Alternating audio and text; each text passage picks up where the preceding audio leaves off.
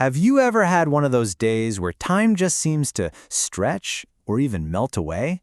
Well, we're going to dive deep into the mind of a master who actually turned that feeling into art. We're unlocking the secrets behind one of Salvador Dalí's most incredible sculptures. Here it is. Smack in the middle of a public square in Andorra la Vella, you'll find this stunning bronze sculpture. It's called La Noblesse du Temps, which means the nobility of time. And yeah, that's an original Dalí, just out in the open for anyone to see. But look, this is way more than just a pretty decoration. It's a puzzle box, packed with symbols from one of the most eccentric minds in art history. So what is Dalí actually trying to tell us about time? And of all places, why here? Why Andorra? Okay, so to really get what this is all about, we've got to become detectives for a minute. We need to decode the symbols and break down all of its bizarre, beautiful parts. First off, just get a sense of the scale. This thing stands at 5 meters. That's about 16 feet tall. So this isn't some quiet, subtle piece of art. No, this is a loud, impossible-to-miss statement about the one thing that rules all of our lives: time itself. Dalí didn't do anything by accident. This sculpture is absolutely packed with meaning. So let's unpack the 3 main symbols that make up its core. You've got the famous melting clock, the crown sitting on top of it, and the twisted tree that it's all draped over. Of course, the most famous symbol here is the melting clock. This is pure Dalí. You probably know it from his iconic painting, The Persistence of Memory. You see, for Dalí, time wasn't this rigid, ticking thing. Nah. He saw it as soft, fluid, something that gets warped by our memories, our feelings, our own minds. And then you've got this royal crown sitting on top of the clock. This is where Dalí gets really clever with his love for double meanings. In the real world, the crown on a watch is what we use to control time, right? But in Dalí's dream world, that same crown becomes a symbol of how time actually controls us. The whole clock seems to be melting over this gnarled, twisted tree trunk, with roots digging right into solid rock.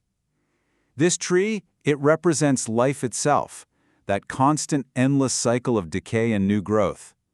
It's a little nod to Thanatos, the Greek god of death, but it's also a powerful symbol of how life just endures, clinging on even as time keeps marching forward. All right, so we've pulled apart the sculpture, but who was the guy who could even come up with this stuff?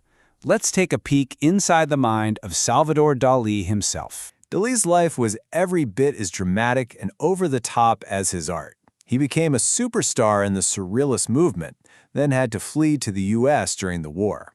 He actually created this sculpture pretty late in his life, between 77 and 84. It was a time when he was deeply obsessed with science, with religion, and with the big questions about the nature of time. And this quote? It just sums him up perfectly. Dalí was definitely eccentric, no doubt about it, but he was always in total control of his art. His madness was a performance, sure, but it was also a method, a tool he used to pull these incredible visions right out of his subconscious. You know, you can't really get Dalí without understanding the revolutionary art movement that he became the face of: Surrealism. Surrealism was all about one thing: breaking free from logical, rational thought. These artists were hugely influenced by Sigmund Freud's brand new theories about the unconscious. They wanted to tap into that hidden part of the brain and smash together the real world and the dream world. So how did he do it? Well, Dalí had this whole personal toolkit of techniques. He used juxtaposition, which is just putting weird, unrelated stuff together.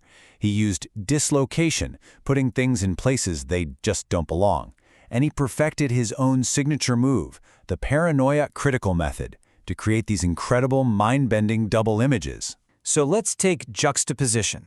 A perfect example is one of his most famous creations, the lobster telephone. And his reasoning was just peak Dalí. He genuinely asked, why is it that when I order a grilled lobster at a restaurant, they never bring me a cooked telephone? He slammed these two things together just to short-circuit our brains and make us question reality. But his most unique trick was the paranoiac critical method. Think of it like seeing shapes in the clouds, but on another level. He would stare at an object, deliberately entering a kind of paranoid state until it morphed into something else in his mind's eye.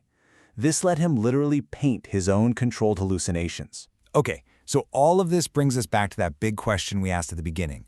Why on earth is this sculpture right here, in the heart of Andorra? Well, the practical answer comes down to one man, Enric Sabater. He was Dalí's agent, but also a very close friend. After Dalí passed away, Sabater wanted to make sure that the public could really experience his friend's genius firsthand. So in 1999, he gifted the sculpture to Andorra, and it was finally put in its permanent home here in 2010. But there's a deeper reason it feels so right here. Andorra is a country with its own deep history, its own folklore and myths. So a sculpture that acts as a bridge between dreams and reality just fits. It kind of mirrors Andorra's own story of holding on to its unique culture and identity through the centuries. So, after all this, what's his real legacy?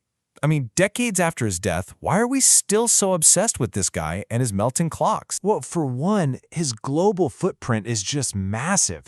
You've got huge museums dedicated to him that draw enormous crowds, from the one he designed himself in Spain to the massive collection in Florida, and another one in Paris. The guy is literally everywhere. And it's not just in museums. Think about it. The melting clock has become this universal shorthand for weirdness, for dreams, for surrealism. You see it in movies, on album covers, in fashion. It's become a part of our shared visual language, which is pretty incredible. And in the end, I think this quote from Dalí himself really says it all. He wasn't just being strange for the sake of being strange.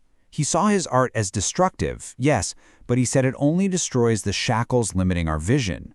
His whole mission was to break our brains out of their boring everyday patterns. So here's the bottom line.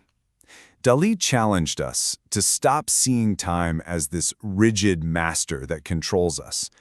He wanted us to see it as something noble, something fluid, something that we can shape with our own experiences. He's inviting us to look at the clock and ask a really important question. How noble is your time?